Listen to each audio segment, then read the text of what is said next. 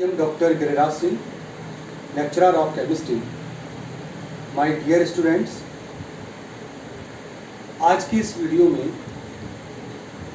P block unit के अंतर्गत last उपवर्ग को डिस्कस करेंगे जिसका नाम है जीरो ग्रुप एलिमेंट।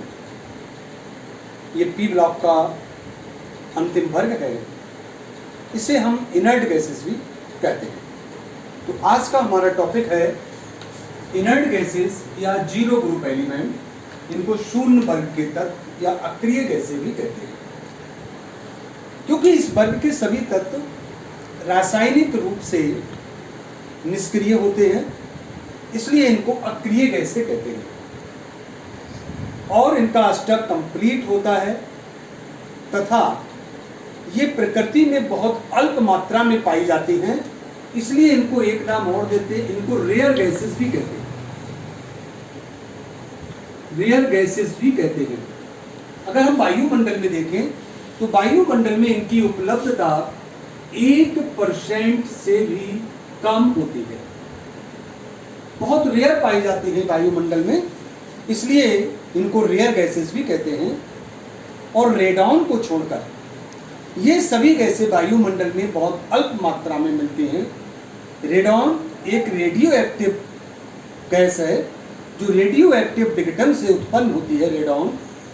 ये रेडॉन जिसको ये रेडियम 88 रेडियम 226 का जब विघटन होता है तब एक गैस निकलती है, इसमें से एक अल्फा कण निकलता है और 86 रेडॉन 222 ट्वाइस He4 ये अल्फा कण है बनता है। तो रेडॉन प्रकृति में वायुमंडल में नहीं पाई जाती है, ये रेडियम के रेडियो एक्टिव विघटन से उत्पन्न होती है। हम देखते हैं कि ये वर्ग किन किन तत्वों से मिलकर बना होता है जीरो वर्ग। तो जीरो वर्ग निम्नलिखित तत्वों से मिलकर बनता है। पहला है helium, neon, argon, krypton, xenon और रेडॉन। इसका परमाणु क्रमांक 2, 10, 18, 36, 54 और 86। अगर हम इनकी इलेक्ट्रॉनिक विन्यास की बात करें तो हीलियम का इलेक्ट्रॉनिक विन्यास 1s2, नियॉन का 1s2, 2s2, 2p6, आर्गन का देखें 1s2, 2s2, 2p6, 3s2, 3p6। 36 krypton को देखें तो 3p6 तक सेम रहेगा, 3d10, 4s2, 4p6। जेनॉन का 4p6 के आगे 4d10, 5s2, 5p6। और रेडॉन का अगर देखें तो 4d के आगे 4f14, 5s2, 5p6, 5d10, 6s2 और 6p6। इस प्रकार ये 86 का विन्यास हो। तो इन सभी तत्वों के इलेक्ट्रॉनिक विन्यास से ये स्पष्ट है कि इन सबके बाह्यतम कोश में 8 इलेक्ट्रॉन उपस्थित हैं, केवल हीलियम को छोड़कर। हीलियम का केवल पहला कोश है, पहले कोश में केवल 2 इलेक्ट्रॉन होते हैं, इसलिए इसका भी स्तर पूरा है। शेष सबके बाह्यतम कोश में 8 इलेक्ट्रॉन उपस्थित हैं, जो कि एक बहुत ही स्थायी इलेक्ट्रॉनिक विन्यास संरचना है। इसके कारण ये रासायनिक रूप से निष्क्रिय होते हैं। और अगर हम देखें तो इसलिए इन सभी तत्वों को, चूंकि इन सभी तत्वों के इलेक्ट्रॉनिक विन्यास में समानता है, इसलिए इन सभी तत्वों को एक साथ शून्य वर्ग में स्थान दिया गया है। अब हम इस तत्वों की कुछ प्रॉपर्टीज को डिस्कस करते हैं। इन सभी के इलेक्ट्रॉनिक विन्यास में समानता है, जीरो वर्ग में इन तत्वों को रखा गया है। और अब हम इसकी कुछ प्रॉपर्टीज को अक्रिय गैसों की डिस्कस करते हैं।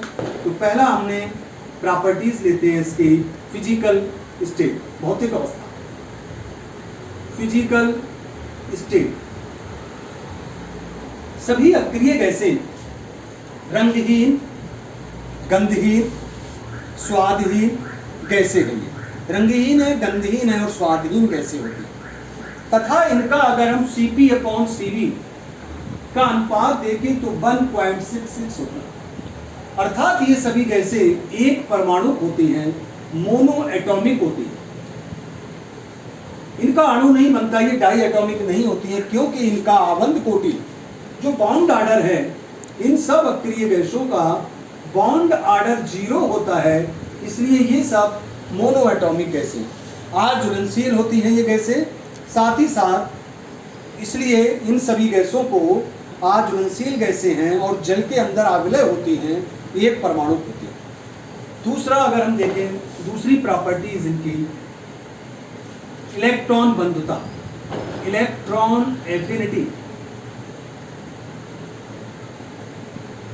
तो अक्रिय गैसों की जो इलेक्ट्रॉन बंधुता होती है वो शून्य होती है, 0 होती है। रासायनिक रूप से निष्क्रिय माने जाते हैं और इनकी इलेक्ट्रॉन बंधुता शून्य होती है। अगली properties ionization potential, ionization potential या आयोनाइजेशन एनर्जी, आयनन ऊर्जाएं। सभी अक्रिय गैसों की जो आयनन ऊर्जाएं हैं वह बहुत उच्च होती हैं। इनकी आयनन ऊर्जाओं का मान बहुत उच्च होता है, हाई होता है, क्योंकि इनका जो विन्यास है वो स्टक कंप्लीट है, एक स्थायी विन्यास संरचना है।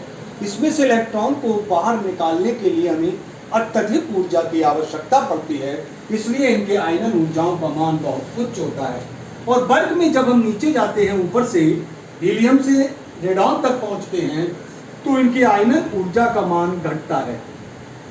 वर्ग में ऊपर से नीचे जाने पर आयनन ऊर्जा घटती है, क्योंकि त्रिज्याएं बढ़ती हैं और हम जानते हैं आयनन विभव त्रिज्या के व्युत्क्रमानुपाती होता है। अगर त्रिज्या बढ़ेगी तो आयनन विभव का मान घटेगा और त्रिज्या घटेगी तो आयनन विभव का मान बढ़ेगा। तो यहाँ वर्ग में नीचे जाने पर इनका त्रिज्याएं देख रहे हैं आप, इसका आकार कितना बड़ा है, तो नीचे जाने पर इसकी त्रिज्या बढ़ती है, इसलिए आयनन विभव का मान घटता है। अब इसकी अगर हम बात करें केमिकल प्रॉपर्टीज, रासायनिक गुणों की, केमिकल कंपाउंड्स की बात करें, केमिकल कंपाउंड्स, तो प्रारंभ में ये माना जाता था कि जो अक्रिय गैसें हैं ये रासायनिक रूप से निष्क्रिय होती हैं और ये कोई भी रासायनिक यौगिक नहीं बनाती। लेकिन सन 1962 में, ये 1962 एक वैज्ञानिक थे बर्थलेट।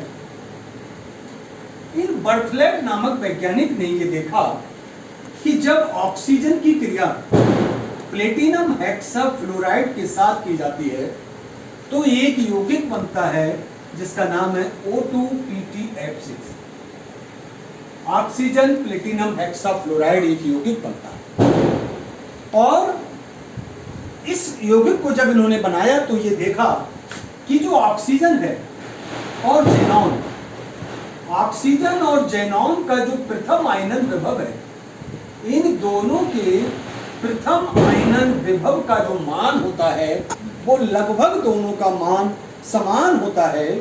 इसलिए इन्होंने ये देखा कि जब ऑक्सीजन यौगिक बना सकती है प्लेटिनम हेक्साफ्लोराइड के साथ, तो जेनॉन भी प्लेटिनम हेक्साफ्लोराइड के साथ यौगिक बनाएगी।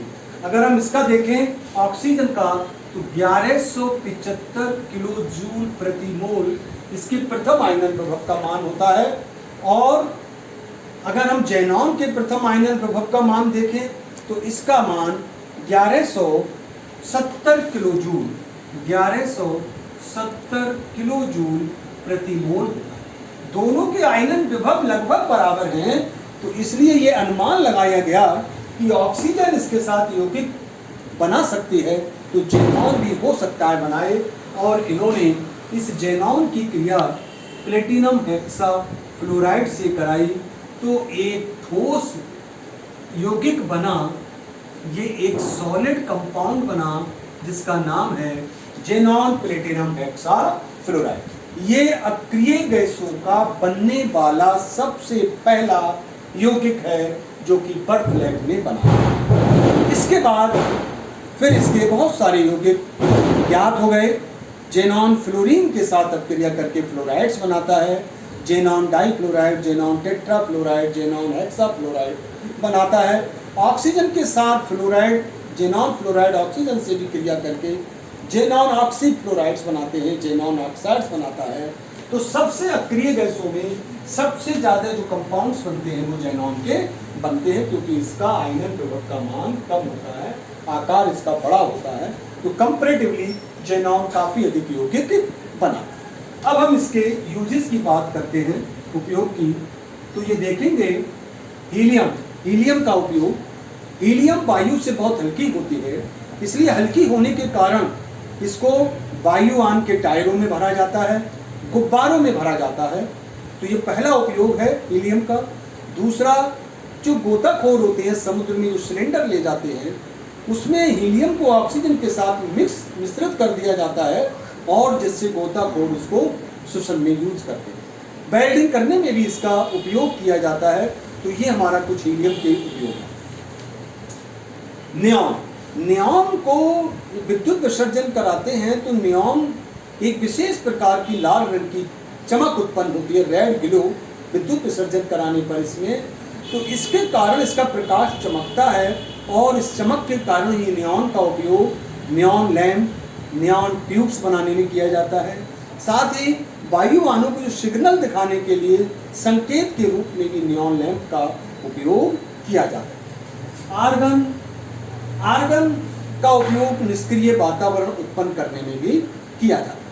क्रिप्टॉन, क्रिप्टॉन मुख्यतया बल्बों में भरने में, विद्युत बल्ब भरने में, रेडियो बल्ब बनने में इसका उपयोग मुख्यतया उसमें किया जाता है। जेनॉन का अभी तक कोई मुख्य उपयोग ज्ञात नहीं है। और जो हमारी रेडॉन है, रेडॉन का उपयोग मुख्यतया जो रेडियो एक्टिव रेज होती हैं कैंसर के उपचार में, इसी रेडॉन का उपयोग कैंसर के उपचार में किया जाता है। तो इस प्रकार ये हमारे अक्रिय गैसों का कुछ उपयोग रहे और ये इनके कुछ गुणों का वर्णन रहा। तो इसी के साथ हमारा ये पी ब्लॉक तत्व समाप्त होता है कंप्लीटली सभी वर्ग। तो ये वर्ग हमारा यहीं पर फिनिश होता है। इसके आज के वीडियो में बस इतना ही। Thank you very much.